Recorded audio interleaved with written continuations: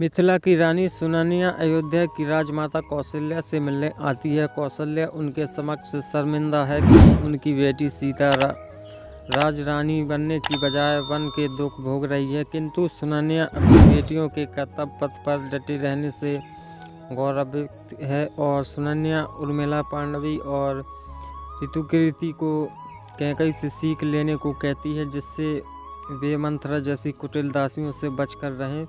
वे अपनी पुत्रियों को तभी मायके आने को कहती हैं जब ससुराल में सब कुछ ठीक हो जाए।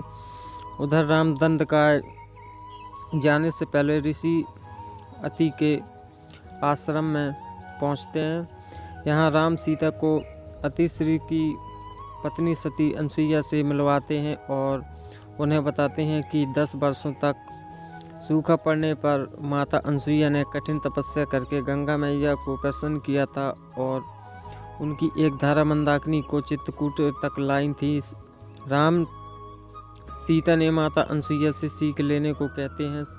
सती अनसुईया को धरती पर परम पवित्रता स्त्रियों में गिना जाता है।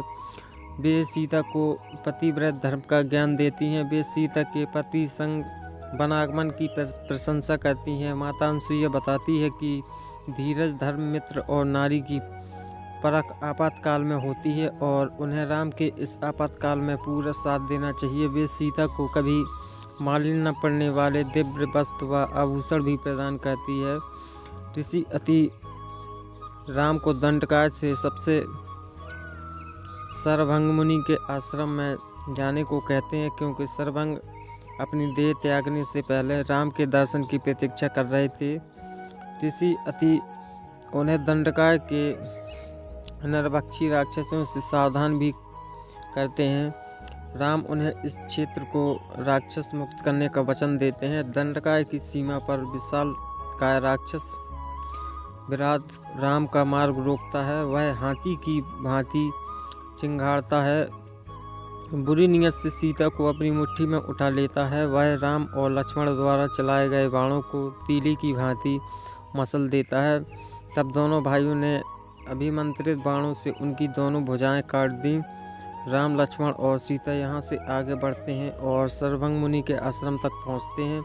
ठीक उसी समय देवराज इंद्र का विमान वहाँ उतरता है। इंद्र मुनिवर को शारीरिक इंद्रलोक ले जाने के स्वयं आए हैं, लेकिन शरभंग मुनि यह कहकर वापस भेज देते हैं कि इस समय वे इंद्रलोक जाने की बजाय एक विशेष अतिथि के आने की प्रतीक्षा करेंगे। राम शरभंग मुनि से मिलते हैं।